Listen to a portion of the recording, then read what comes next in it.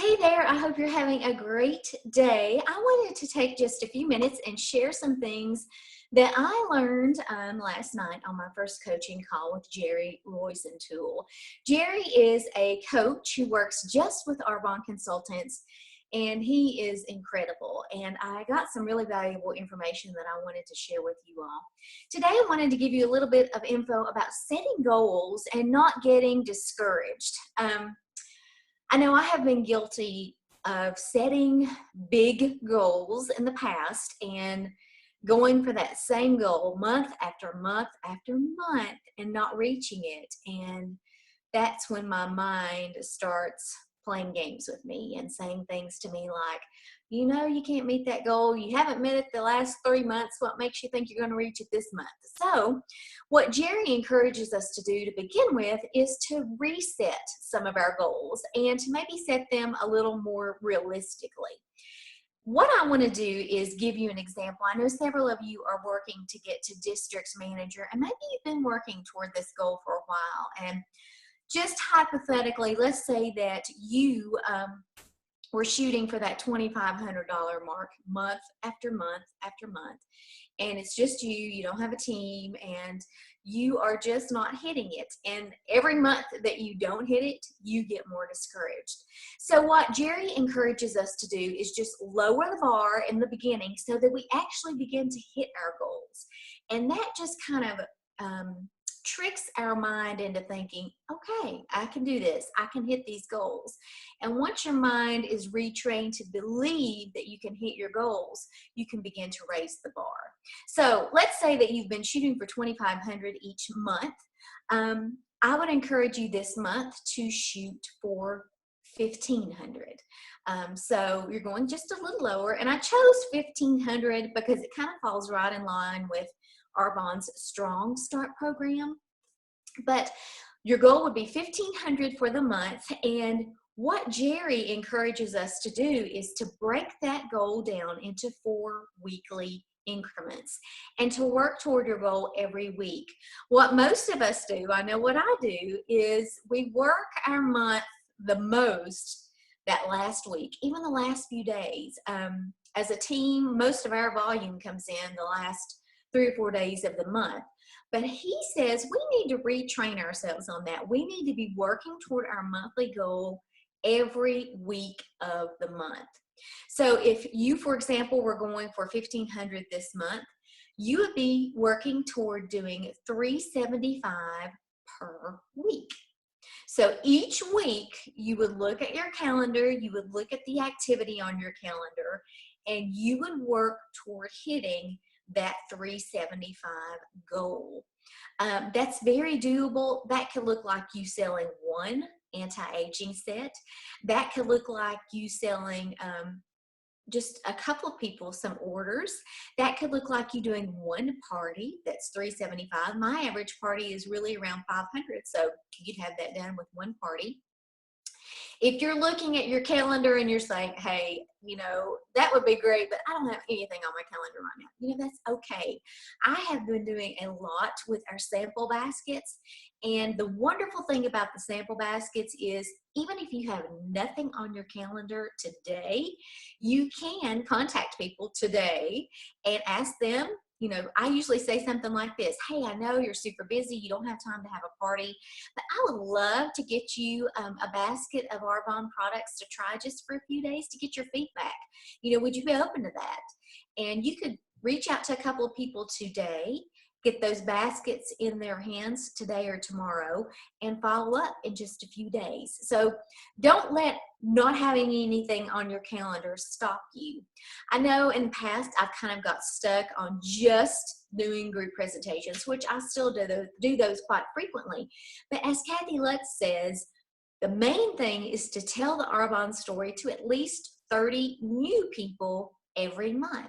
And if you're doing that through tester baskets, through parties, through online get-togethers, through Zoom events, whatever, it doesn't matter as long as you're getting the story told to at least 30 people. So back to the goals.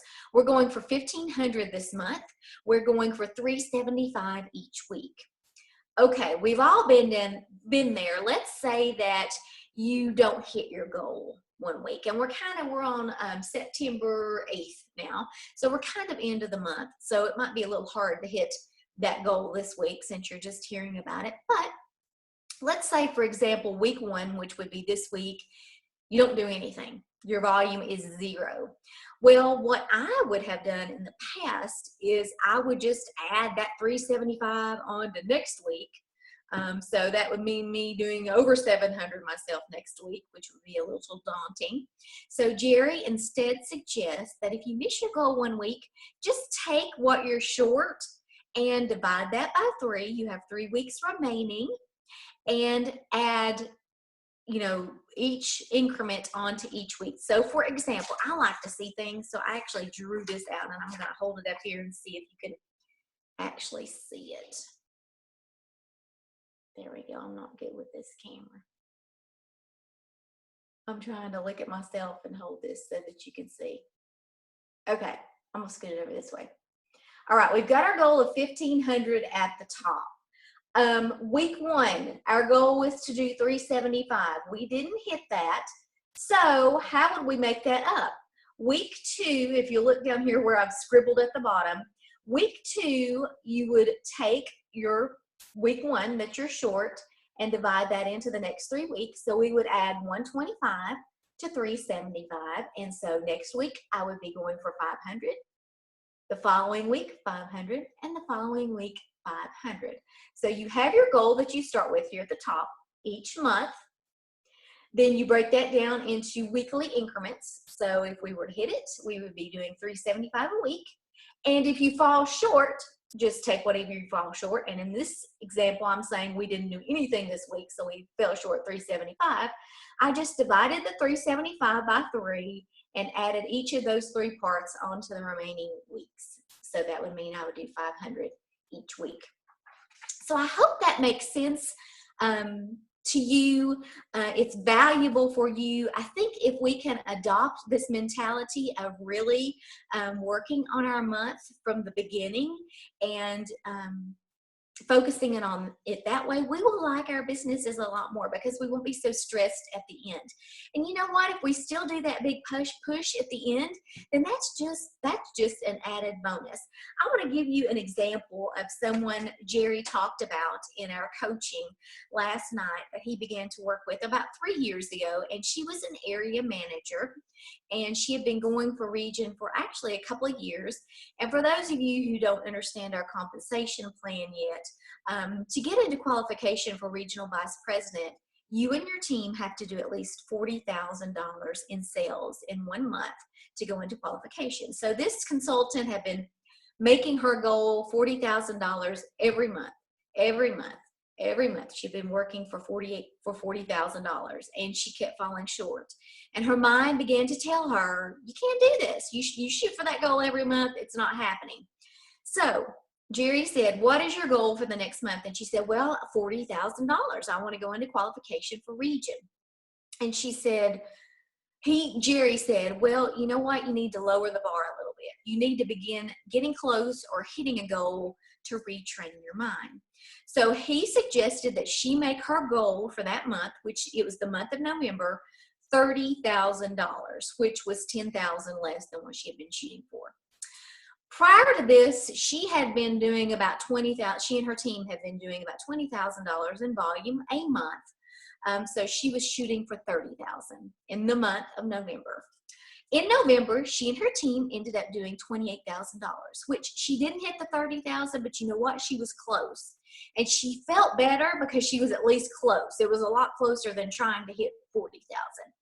In December, she had the same goal, $30,000, and she and her team did $29,000. And actually, if you've been in Arbonne for any length of time, you know that doing $29,000 in December is great because December can kind of be a weird month. So she did $28,000 in November, $29,000 in December, and during both of these months, she was very on purpose about dividing her goal in 4, shooting for that increment each week, and then if she fell short, just tacking it on to the next week, dividing that up. So she was very on purpose about that. And what happened was she saw that her calendar began to be full for the entire month, whether it was drop-offs, one-on-ones, Zoom events, parties. She had a full calendar throughout the month, not just one part of the month. And so did her team. It was a team effort. So November, she did 28,000. December, she did 29,000. In January, which can be another difficult month, she jumped to $48,000. She went from 29,000 in December to 48,000 in January.